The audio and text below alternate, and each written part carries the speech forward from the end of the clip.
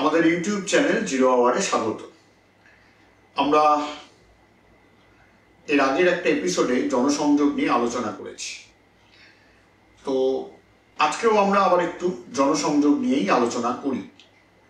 আমি বলেছিলাম যে জনসংযোগ, যাকে ইংরেজিতে বলা হয় পাবলিক রিলেশনস, সেটা একটা সংস্থা, প্রতিষ্ঠান, সংগঠন বা একটা কোম্পানি, বিশেষত যারা ব্যবসায়িক কাজকর্মে যুক্ত, তাদের ক্ষেত্রে অত্যন্ত গুরুত্বপূর্ণ।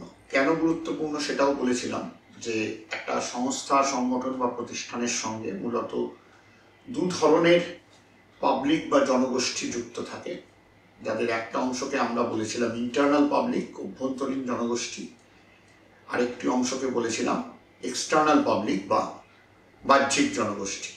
একদল একটা প্রতিষ্ঠানের সঙ্গে সরাসরি প্রত্যক্ষভাবে যুক্ত, সেই প্রতিষ্ঠানের হয়েই কাজ করে। আরেক দল সেই প্রতিষ্ঠানের নানা রকম কাজকর্মের সঙ্গে বাইরে থেকে যুক্ত, অথবা প্রতিষ্ঠানের নানা কাজকর্ম থেকে তারা উপকৃত হয়, বা তাদের নানা সামগ্রী যদি তারা কিছু উৎপাদন করে তাহলে সেগুলো তারা কেনে, বিক্রির ব্যবস্থা করে। এইরকম এ নিয়ে একটা আলোচনা আমরা করেছি, আমি খুব বিস্তারিত আর তার মধ্যে যাচ্ছি না। বিষয়টা হচ্ছে যে এই যে জনসংযোগের কাজ, এই কাজটা যিনি করেন, মূলত যার দায়িত্বে থাকে একটা প্রতিষ্ঠানে, তাকে বলা হয় পাবলিক রিলেশনস অফিসার, সংক্ষেপে বলে পিআরও, আর বাংলায় বলে জনসংযোগ আধিকারিক। এই জনসংযোগ আধিকারিকের যে কাজটা, সেটা খুব ইন্টারেস্টিং। মানে তোমরা আগের এপিসোডটা যদি আরেকবার শোনো তাহলে বুঝতে পারবে যে আমি আগের দিনই বলেছিলাম যে জনসংযোগের কাজে মূলত চারটে বিষয়কে দেখতে হয়। একটা হচ্ছে যে প্রতিষ্ঠানের হয়ে জনসংযোগ, তার ভাবমূর্তি তৈরি করা ওই জনগোষ্ঠীর মধ্যে, দু ধরনের জনগোষ্ঠীর মধ্যেই। দ্বিতীয়ত তার ভাবমূর্তিকে ধরে রাখা, তৃতীয়ত সেই ভাবমূর্তিকে আরো উজ্জ্বল করে তোলা, এবং চতুর্থত যদি কোনো কারণে ভাবমূর্তিতে কোনো আঘাত লাগে, অর্থাৎ কোনো সংকট বা ক্রাইসিস আসে, তাহলে তার মোকাবিলা করে ভাবমূর্তি পুনরুদ্ধার করা। তার মানে বুঝতেই পারছো একজন জনসংযোগ আধিকারিকের কাজটা হলো বহুমুখী। এই কাজটা করার জন্য তার নির্দিষ্ট কিছু দক্ষতা থাকা দরকার, তার কিছু গুণ থাকা দরকার। প্রথমে সেটা একটু বলি। এখন একটা প্রতিষ্ঠান সে যে ধরনের কাজ করে, তাকে তো সেই কাজের মধ্য দিয়েই তার জনগোষ্ঠীর সঙ্গে একটা সুসম্পর্ক, আস্থার সম্পর্ক, পারস্পরিক বিশ্বাসের সম্পর্ক তৈরি করতে হবে। ফলে বুঝতেই পারছো এর কোনো ফর্মুলা নেই। ওই সেই ছোটবেলায় অঙ্ক করার মতো, একদম প্রথম এপিসোডে বলেছিলাম না যে অ্যালজেব্রার অঙ্ক করতে গিয়ে a + b² বা a - b² একটা ফর্মুলা আছে, তুমি সেই ফর্মুলায় বসিয়ে দিলে অঙ্ক হয়ে যায়। জনসংযোগ আধিকারিকের কাছে কিন্তু এরকম কোনো ফর্মুলা নেই, ঠিক আছে? যেমন সাংবাদিকের কাছে নেই। তাকে সবটাই একটা ধারণার ভিত্তিতে করতে হয়। সেই ধারণাটা জন্য তার যে গুণগুলো থাকতে হবে, সেটা সবার আগে হচ্ছে তাকে অত্যন্ত সৃজনশীল হতে হবে। He or she must be creative, অর্থাৎ তাকে ভেবে বার করতে হবে যে আমি যে প্রতিষ্ঠানটার হয়ে জনসংযোগের দায়িত্বে আছি, সেই প্রতিষ্ঠানটার জন্য জনসংযোগে আমার ঠিক কি কি ভূমিকা পালন করা দরকার, আমি কিভাবে পরিকল্পনা তৈরি করব যাতে আমি তার জনগোষ্ঠীর কাছে প্রতিষ্ঠানের গ্রহণযোগ্যতা, বিশ্বাসযোগ্যতা তৈরি করতে পারি। স্বাভাবিকভাবে আমার কথাগুলো শুনেই বুঝতে পারছো যে এর কোনো ফর্মুলা বা সূত্র হয় না। সুতরাং এই সবটাই তার ভাবনা। সেই ভাবনাটাকে হতে হবে সৃজনশীল, একটা গুণের বহিঃপ্রকাশের মধ্য দিয়ে সেই ভাবনাটা আসলে বাস্তবায়িত করতে পারবেন তিনি। সুতরাং তাকে হতে হবে সৃজনশীল। দ্বিতীয়ত যেটা, সেটা হচ্ছে তার একটা ভীষণ ভালো জ্ঞাপনের দক্ষতা, যাকে আমরা বলি কমিউনিকেশন স্কিল, সেটা থাকতে হবে। কারণ তিনি তো নিজের ঘরে বসে বাড়ির লোকের সাথে কথা বলবেন না। তিনি শুধু প্রতিষ্ঠানের যারা পরিচালন কর্তৃপক্ষ, কেউ চেয়ারম্যান কাম ম্যানেজিং ডিরেক্টর, কেউ ডিরেক্টর বোর্ডের সদস্য, কেউ সুপারভাইজার, শুধু এইটুকুর মধ্যে তিনি আবদ্ধ নন। তার কাজ হলো ওই প্রতিষ্ঠানে যতজন কাজ করেন, অর্থাৎ যারা অভ্যন্তরীণ জনগোষ্ঠী, তাদের সবার সঙ্গে কমিউনিকেট করা, তাদের সবার কাছে ওই প্রতিষ্ঠানের কথা মানে আসলে প্রতিষ্ঠানের ম্যানেজারিয়াল ডিপার্টমেন্ট, পরিচালন কর্তৃপক্ষের কথা, মালিক পক্ষের কথা তাদের দৃষ্টিভঙ্গিকে এমনভাবে পৌঁছে দেওয়া যাতে সেই কথাগুলো তাদের কাছে গ্রহণযোগ্য হয়, বিশ্বাসযোগ্য হয়। তাকে একইভাবে কমিউনিকেট করতে হবে বাহ্যিক জনগোষ্ঠীর সঙ্গে। সুতরাং এটা খুব দারুণ ভালো কমিউনিকেশন স্কিল না থাকলে, একটা জ্ঞাপনের দক্ষতা না থাকলে তিনি কিন্তু এটা করে উঠতে পারবেন না। একই সঙ্গে তাকে হতে হবে অত্যন্ত মিশুকে এবং খুব অমায়িক, তার ব্যবহারটি হতে হবে দারুণ। তিনি যেমন কথা বলার মধ্য দিয়ে বা তার নানা রকম প্রেজেন্টেশন, উপস্থাপনার মধ্য দিয়ে কি অভ্যন্তরীণ জনগোষ্ঠী, কি বাহ্যিক জনগোষ্ঠী, ইভেন পাবলিক রিলেশনসে ভীষণভাবে মিডিয়াকেও ব্যবহার করতে হয়, সাংবাদিকদের সঙ্গে কথা বলবেন যাতে ওনাকে সবাই পছন্দ করে, ওনার কথাগুলো শুনতে ভালো লাগে। এবং একই সঙ্গে উনি হবেন খুবই ঠান্ডা মাথার অধিকারী। অর্থাৎ এমন তো হতেই পারে যে কারোর সঙ্গে কথা বলার সময় কেউ একটা এমন প্রশ্ন করলেন যে প্রশ্নটা একটু অস্বস্তিকর প্রশ্ন, বা একটা প্রতিষ্ঠানের কোনো একটা কিছু নিয়ে বলতে গেলেন একটা পাল্টা প্রশ্ন ছুটে এলো, যে প্রশ্নটা একটু থমকে যেতে হচ্ছে, বা যে প্রশ্নটা হয়তো খানিকটা একটু আক্রমণাত্মক প্রশ্ন হতেই পারে।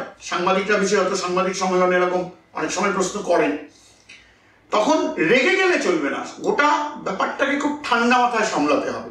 এবং এটা আরো বেশি দরকার হয় যখন আমি একটা কথা বলেছি শেষে, যে জনসংযোগের একটি অন্যতম কাজ হচ্ছে যে একটা প্রতিষ্ঠান যখন কোনো একটা সংকটে পড়ে, ক্রাইসিসে পড়ে, যখন তার ভাবমূর্তিতে একটা আঘাত লাগে, তখন সেই ভাবমূর্তিটাকে পুনরুদ্ধার করার যে কাজ, অর্থাৎ ক্রাইসিসে পড়লে মাথা ঠান্ডা রাখা।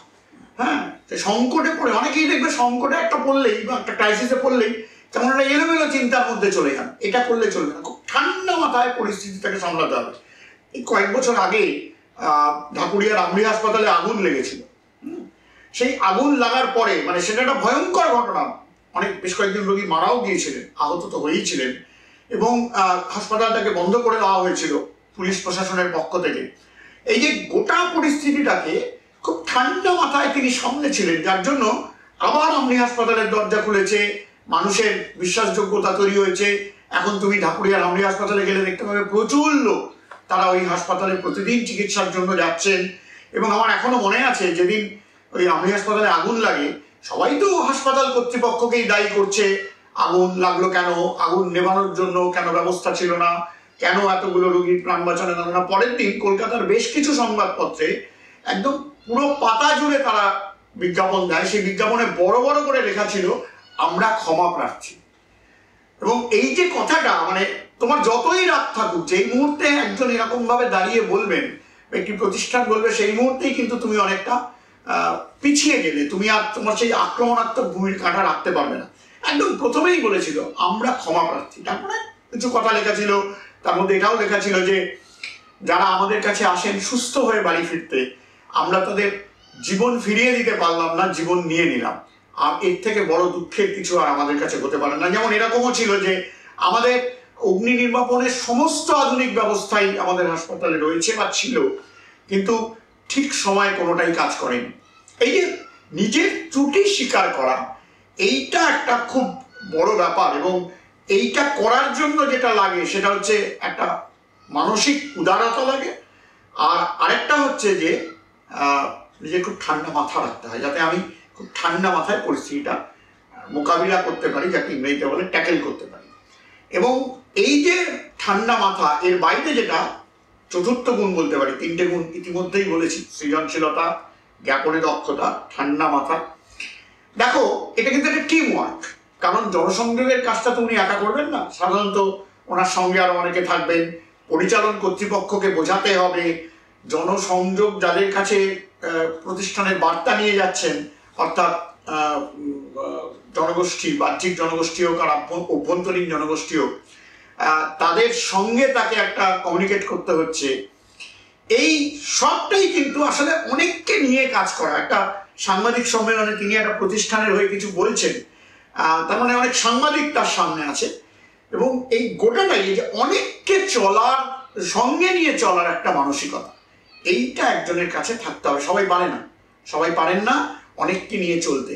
এবং সব থেকে বড় কথা এই প্রসঙ্গেই, যে উনি যদি একটা মানে জনসংযোগ বিভাগের দায়িত্বে থাকেন, থাকছেনই একটা প্রতিষ্ঠানের জনসংযোগ বিভাগের দায়িত্বে, বা এখন তো আমি বলেছি কিনা মনে পড়ছে না, পিআর এজেন্সিও আছে, মানে যারা জনসংযোগ সংস্থা অন্যের হয়ে জনসংযোগের কাজ করে দেয়, সেক্ষেত্রেও একটা জনসংযোগকে নিয়ে তাকে কাজ করতে হয়, মানে একটা জনসংযোগের কাজে যুক্ত অনেককে নিয়ে তাকে কাজ করতে হয়। ফলে তাকে কিন্তু একটা টিম ওয়ার্ক পরিচালনা করতে হয়, এবং টিম ওয়ার্ক পরিচালনার ক্ষেত্রে তিনি কিন্তু লিডার, সুতরাং মানে নেতা বা নেত্রী, সুতরাং তার একটা নেতৃত্ব দেওয়ার ক্ষমতা থাকা চাই। নেতৃত্ব দেওয়ার ক্ষমতাও সবার থাকে না, তাহলে এটাও তার একটা গুণ হতে হবে যে তাকে নেতৃত্ব দেওয়ার ক্ষমতা রাখতে হবে। আর একটা যেটা আমি বলতে পারি সেটা হচ্ছে যে এই যে জনসংযোগের কাজ উনি করবেন, এই কাজ করার সময় তার কাজ তো আসলে অন্যের কাছে প্রতিষ্ঠানের গ্রহণযোগ্যতা, বিশ্বাসযোগ্যতা তৈরি করা। আমি একটু আগে বলেছি যে উনি খুব অমায়িক হবেন, সহজে মিশতে পারবেন, আবার একই সঙ্গে ওনার কিন্তু একটা প্রখর ব্যক্তিত্ব থাকতে হবে, পার্সোনালিটি থাকা চাই। কারণ মানে আমি খুব অমায়িক, আমি খুব সহজে মিশে যাই বলে আমাকে নিয়ে যেন ছেলে খেলা কেউ করতে না পারে, মানে আমি যখন কিছু বলবো সেটা যেন সবার কাছে গ্রহণযোগ্য হয়, বলার ধরনের ওপরে অনেক কিছু নির্ভর করে। সুতরাং তার একটা প্রখর ব্যক্তিত্ব থাকা চাই।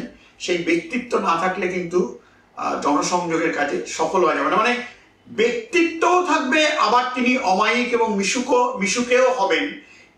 এই সমন্বয়, এই কম্বিনেশনটার মধ্য দিয়েই তার একটা অ্যাকসেপ্টেবিলিটি, তার একটা গ্রহণযোগ্যতা, তিনি যে টার্গেট অডিয়েন্সকে ডিল করছেন বা তিনি যাদের কাছে পৌঁছতে চাইছেন, এই সবটা তাদের কাছে তাকে গ্রহণযোগ্য করে তুলবে। এই দুটো গুণের সমন্বয়, ঠিক আছে। এবং এই যে সৃজনশীলতাকে যদি আমি আরেকটু ভাঙি, তাহলে তার মধ্যে এটাও থাকবে যে তিনি তো আসলে জনসংযোগের পরিকল্পনা করবেন, এবং জনসংযোগ মানে বুঝতেই পারছো, আমি বলেছি এর কোনো সূত্র নেই, তার মানে গোটাটাই একটা কৌশল, যাকে আমরা ইংরেজিতে বলি স্ট্র্যাটেজি। এই যে বিশেষত এই স্ট্র্যাটেজি আরো বেশি লাগে যখন ওই সংকটে পড়েন, তখন একটা প্রতিষ্ঠানের ভাবমূর্তিতে ধাক্কা লেগেছে, আমি প্রতিষ্ঠানটাকে আবার আগের জায়গায় কিভাবে ফিরিয়ে নিয়ে যাবো, তার ভাবমূর্তিকে উদ্ধার করবো, ওই যে কৌশলটা যেটা আমি একটু আগে আমডির ক্ষেত্রে বললাম। দেখো, প্রথম কৌশল হচ্ছে যে সব ত্রুটি, সব দোষের দায়, সব গাফিলতির দায় নিজের ঘাড়ে নিয়ে নাও, কাউকে আমি দোষারোপ করছি না, পুরোটাই আমার। এই যে জেনারেসিটি, এই যে উদারতা দেখালেন, তার জন্য পরের দিনের কাগজের বিজ্ঞাপনে প্রথমেই বড় বড় করে আমরা ক্ষমা প্রার্থী। এই যে কৌশল, এই কৌশলটাকে আসলে তাকে প্রয়োগ করতে হবে, তার মানে তাকে কৌশলী হতে হবে। He or she must B a good strategist. তিনি একজন খুব দক্ষ কৌশলী হবেন, যাতে কৌশল তৈরি করার ক্ষেত্রে তার একটা বুদ্ধিমত্তা থাকে, এবং তিনি এই ব্যাপারটায় খুব দক্ষ হন। এবং সাংবাদিকদের, এই সাধারণ মানুষকে ডিল করা, সাংবাদিকদের ডিল করার মধ্যে একটা পার্থক্য আছে। মানে সাংবাদিকদের কাছেও তাকে নিজেকে একটা গ্রহণযোগ্য করে তুলতে হবে। তিনি কিন্তু আসলে নিজেকে গ্রহণযোগ্য করছেন না, এটা মাথায় রেখো। যতবার তিনি নিজেকে গ্রহণযোগ্য করে তুলছেন, আসলে তার মধ্য দিয়ে তিনি প্রতিষ্ঠানকে গ্রহণযোগ্য করে তুলছেন। সুতরাং এই যে মিডিয়ার সঙ্গে আমি কি করে সম্পর্ক তৈরি করব, সাংবাদিকদের সঙ্গে আমি কিভাবে সম্পর্ক তৈরি করব, সেটাও একটা গুণ। এবং এই গুণটা তার মধ্যে থাকা চাই, কারণ সাংবাদিকদের সঙ্গেও তাকে একটা সুসম্পর্ক, একটা বন্ধুত্বের সম্পর্ক তৈরি করে ফেলতে হবে, যাতে সাংবাদিকরাও যেমন তাকে চাইলেই পাবেন, তিনিও যেন চাইলেই সাংবাদিকদের কাছে পৌঁছে যেতে পারেন। এই গুণগুলো থাকলে যেটা হয় সেটা হচ্ছে যে একজন জনসংযোগ আধিকারিক তিনি দক্ষতার সঙ্গে পরিকল্পনা করে কাজটা নামাতে পারেন। আরেকটা বিষয় তার থাকা দরকার, সেটা হচ্ছে তিনি চারপাশ সম্পর্কে জানতে খুব আগ্রহী হবেন। কারণ দেখো, বিশেষত ব্যবসায়িক প্রতিষ্ঠান, তারা বা অন্য যারই হয়ে তিনি জনসংযোগের কাজ করুন, তার তো অনেক প্রতিযোগী আছে। একটা রাজনৈতিক দলও আজকাল জনসংযোগ করে। আমরা আমাদের চারপাশে দেখতেই পাই, আমাদের চারপাশে যে রাজনৈতিক দলগুলো আছে নানাভাবে জনসংযোগ করে, সে নিয়ে আমরা ডিটেলসে পরে আলোচনা করব। তাদেরও তো প্রতিযোগিতা আছে তাদের মধ্যে, জনসমর্থন পাওয়ার জন্য তাদের মধ্যে প্রতিযোগিতা। সুতরাং প্রতিযোগিতা বাদ দিয়ে জনসংযোগকে কখনো ভাবাই যায় না। এই যে প্রতিযোগিতাটা কেমন, মানে আমার প্রতিযোগীরা কি ভাবছে, কি করছে, তারা জনসংযোগকে কিভাবে প্রয়োগ করছে, তাদের ভূমিকা কি, এটা সম্পর্কে কিন্তু আমার একটা স্বচ্ছ ধারণা, স্পষ্ট ধারণা নিয়মিত থাকতে হবে। ফলে আমাকে ওই জায়গায় নিজেকে নিয়ে যেতে হবে যে আমার একটা প্রবল জানার আগ্রহ আছে। আমি শুধু আমার প্রতিষ্ঠানের গণ্ডির মধ্যে আমার ভাবনা চিন্তাকে আবদ্ধ করে রেখে নেই, আমি চারপাশটাকে বুঝতে চাইছি, জানতে চাইছি। তাহলে আমার ওইটাই হচ্ছে গবেষণা। আমি আগের দিন কিছুটা বলেছি যে জনসংযোগে আমার কি করণীয় সেটা জানার জন্য বা বোঝার জন্য আমাকে চারপাশটাকে বিচার করতে হয়, জাজ করতে হয়, আসলে গবেষণা করতে হয়, রিসার্চ করতে হয়। আমার নিজের প্রতিষ্ঠানের কাজকর্ম নিয়ে রিসার্চ করতে হয় যে কোন বার্তাটা কিভাবে আমি বাহ্যিক জনগোষ্ঠী বা অভ্যন্তরীণ জনগোষ্ঠীর কাছে পৌঁছবো আমার প্রতিষ্ঠানের গ্রহণযোগ্যতা, বিশ্বাসযোগ্যতা তৈরি করার জন্য, ভাবমূর্তি তৈরি করার জন্য, তাকে উজ্জ্বল করার জন্য। ফলে এই গোটাটা মিলেই তাহলে তাকে যেটা করতে হবে সেটা হচ্ছে যে তিনি এই চারপাশটাকে আসলে একটা জানার আগ্রহ তার মধ্যে থাকতে হবে, অনুধাবন করার আগ্রহ থাকতে হবে যে আমি বিষয়টাকে বুঝছি। তাহলেই তিনি একটা সঠিক পরিকল্পনা করতে পারবেন, সঠিক কৌশল তৈরি করতে পারবেন, এবং তার মধ্য দিয়ে তিনি যেমন একদিকে তাকে প্রতিষ্ঠানের কর্তৃপক্ষকে কনভিন্স করাতে হবে, সহমতে নিয়ে আসতে হবে যে হ্যাঁ এটাই জনসংযোগে আমরা করব। আবার যা তিনি পরিকল্পনা চূড়ান্ত করলেন প্রতিষ্ঠানের কর্তৃপক্ষের সঙ্গে কথা বলে জনসংযোগের কাজ করার জন্য, সেটাকে যখন তিনি বাহ্যিক জনগোষ্ঠী এবং অভ্যন্তরীণ জনগোষ্ঠীর কাছে নিয়ে যাচ্ছেন, তখন তাদের কাছেও সেই পরিকল্পনা আসলে একটা কার্যকরী রূপ নেবে, সফল হবে, জনসংযোগে তিনি সাফল্য পাবেন। আজকে এটুকুই থাক।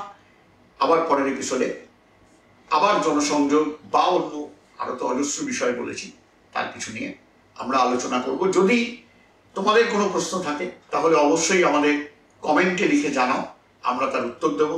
আমরা প্রয়োজন হলে তোমাদের সঙ্গে ইমেলেও যোগাযোগ করতে পারি, হোয়াটসঅ্যাপেও যোগাযোগ করতে পারি।